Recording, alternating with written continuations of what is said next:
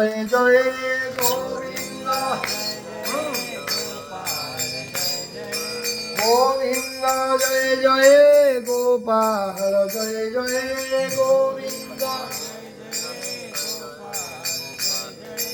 রাধারমণ হরি গৌরাঙ্গ জয় জয় রাধা গোবিন্দ বল হরি গোপাল বল গোবিন্দ রাধারমণ হরি আনন্দ বল রাধারমণ আনন্দ জয় জয় গোবিন্দ রাধারমণ হরি মুকুন্দ জয় জয়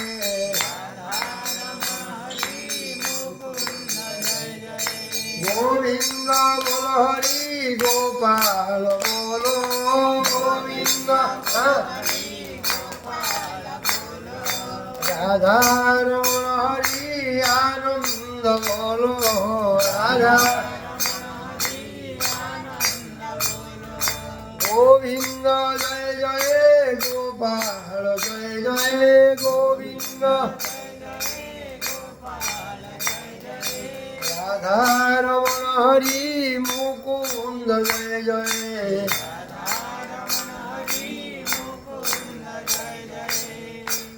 जय श्री कृष्ण भगवान की जयकार सुकन्या। आज कौन जो बहुत परिश्रम दिन लगे मुँह जो धड़ा पड़ जाऊँगी हुड़ हुड़ी ना कि ना जीव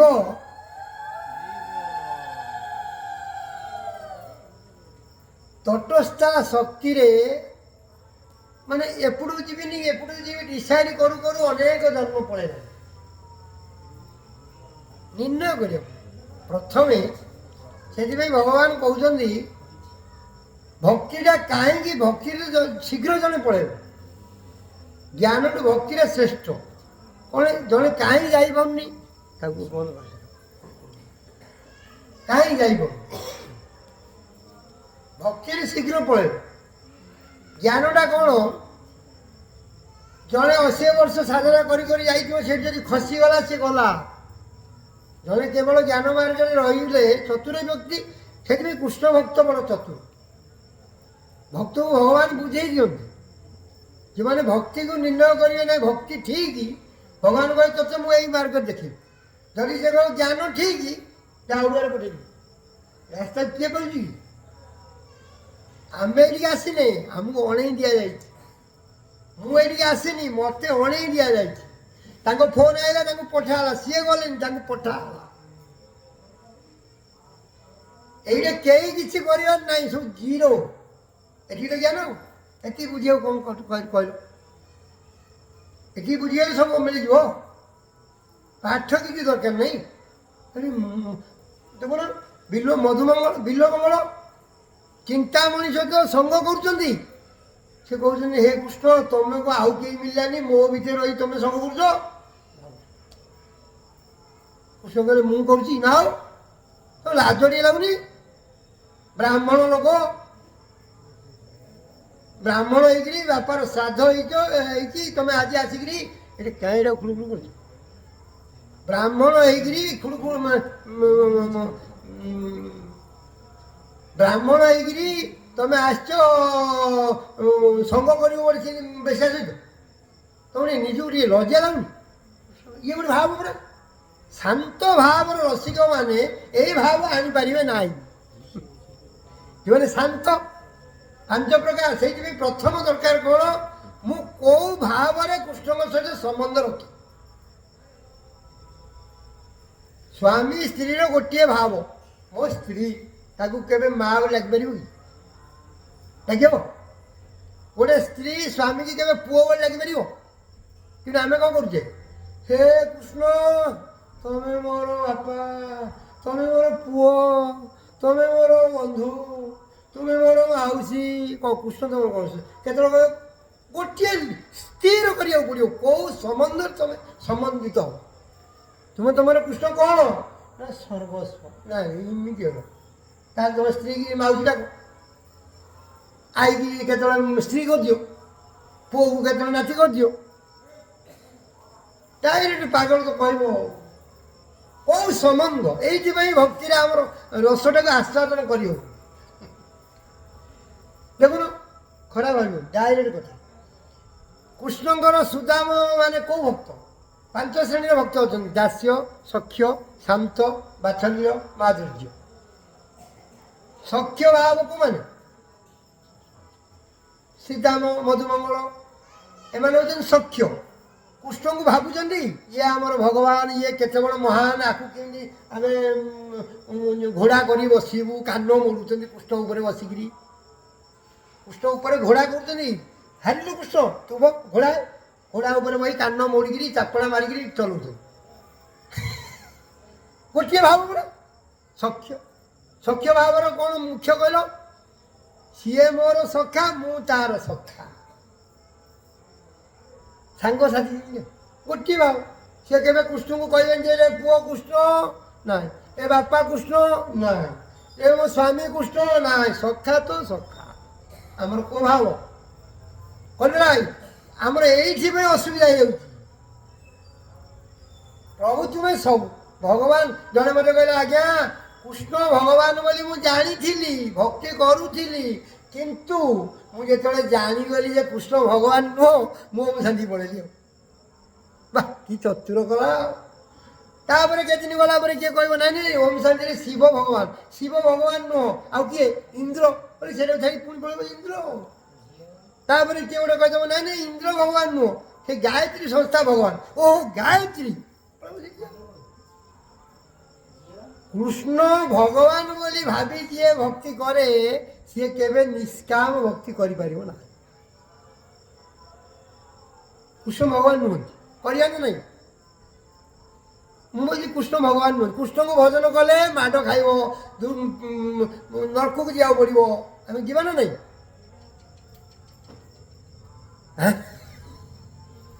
ଭକ୍ତି ଆଜି ବୁଝିବା ପୁରା ତତ୍ଵର ସହିତ। ଖାଲି ମଝିରେ ମଝିରେ ଟିକେ ନାରାୟଣ କହିଦେବୁ ତ ମୁଣ୍ଡ ଖରାପ ହେଇଯାଉଛି। ଆଉ ଟିକେ ହସି ହସି ବସ, ଘର କଥା ପରେ ଚିନ୍ତା କରିବା। ଜୋର ସେ ବୋଲୋ, ଆଉ ଜୋର ସେ ବୋଲୋ, ଆଉ ଜୋର ସେ ବୋଲୋ।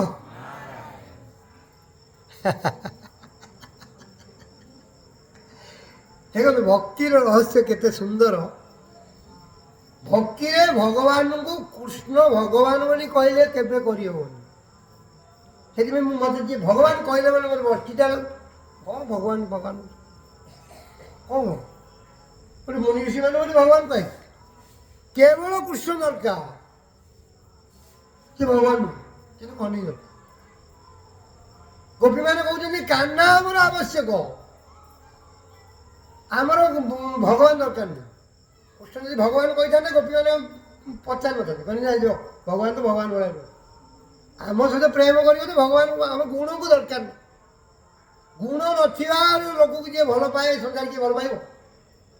ଜଣଙ୍କର ଗୁଣ ନଥିବ କିନ୍ତୁ କୃଷ୍ଣ ଭଲ ପାଆନ୍ତି। ଗୁଣକୁ ଦେଖିଥିଲେ ଆମର କୋଉ ଗୁଣ ଅଛି କି ଆମ ସତ୍ସଙ୍ଗରେ ବସିଛେ?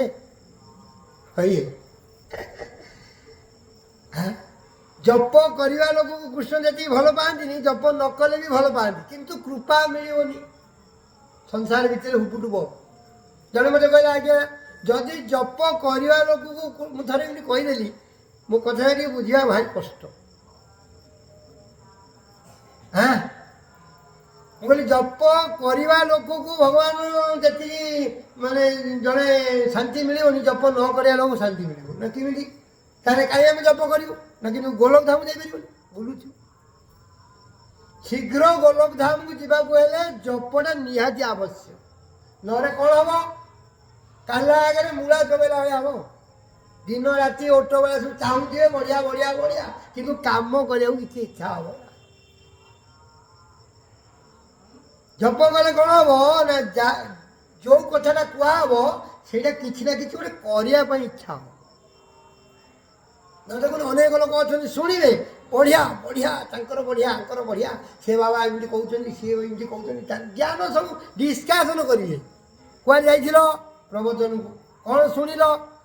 ସେ ଯେଉଁ ବାବା ହେଇନଥିଲେ ସେଦିନ, ତାଙ୍କୁ ତାଙ୍କଠି ଭଲ ଲାଗୁଛି କ'ଣ 3 ଘଣ୍ଟା ବସିଥିଲୁ ଏଇଟା ନେବାକୁ। ଜଣେ ଜଣେ ଅଛନ୍ତି ଦେଖ ଅନୁଭବ କର 3 ଘଣ୍ଟା ବସିଲେ ତାଙ୍କୁ ପଚାରା ହେବ କ'ଣ ପ୍ରବଚନ କି ଲାଗିଲା, ହଁ ମାନିବାକୁ ପଡ଼ିବ ନା। କିନ୍ତୁ ସିଏ ଯେଉଁ ବାବା ଆସିଥିଲେ ତାଙ୍କ ଭଳିଆ ଇଏ ହେବେନି। କ'ଣ ତୁ ସବୁ ଜାଣିଦେଇଛୁ ତା ଭିତରେ କ'ଣ ଅଛି କହିବେ ଜପ ନାହିଁ ପରା।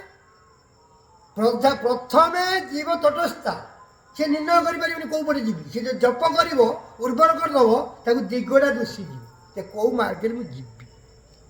ଆଉ ଭକ୍ତି କରିବାର ଲକ୍ଷ୍ୟ କ'ଣ, ଭକ୍ତି କାହିଁକି କରିବା, ନାମ ଜପ କାହିଁକି କରିବା, କଲେ କ'ଣ ହେବ ନ କଲେ କ୍ଷତିଟା କ'ଣ ହେବ, ସବୁ ସେ ନିର୍ଣ୍ଣୟ କରିଦେବ। କାରଣ ଜପ କରିବା ଦ୍ୱାରା ଉର୍ବର ହେବ। ସେଥିପାଇଁ ଗୀତାରେ କୁହାଯାଇଛି ଅର୍ଜୁନ ତୁମେ କିଛି କରନି ତୁମେ ଜପ କର। ଆଚାର୍ଯ୍ୟମାନେ କ'ଣ କହନ୍ତି ତୁମେ କିଛି ଜାଣିବା ଦରକାର ନାହିଁ, କିଛି ତୁମ ସବୁ ସେଇ ରାସ୍ତା ମିଳିବ, କେବଳ ଜପଟା କେମିତି 2 ଘଣ୍ଟା ଜପ କରିବ ସେଇ ଚିନ୍ତା କର। ଜବରଦସ୍ତ ଇଚ୍ଛା ହେବ, ଇଚ୍ଛା କାହିଁ ହେବ। 3 ଜନ୍ମ ହେଲା ଆମେ ତ ଏଇଟା କାମ ଭୋଗ କରିବା ପାଇଁ ସଂସାରକୁ ଆସିଛେ, 3 ଜନ୍ମ ବୁଲିଲେଣି, ଆମେ କ'ଣ ଜପ ଉଦ୍ଦେଶ୍ୟରେ ଆସିଥିଲେ କି ସଂସାରକୁ ଆମେ ଜପ କରିବା। ହଁ ସେଇଥିପାଇଁ ଭକ୍ତି ଖାଲି କହିଲେ ହେବନି।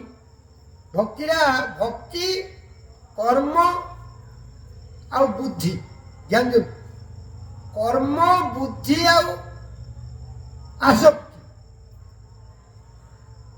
ଏ 3ଟାକୁ ପ୍ରଥମେ ବୁଝିବାକୁ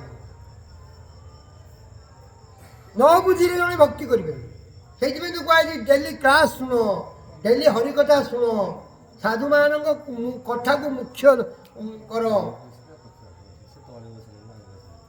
बोल जय श्री आनंद चंद्र भगवान की।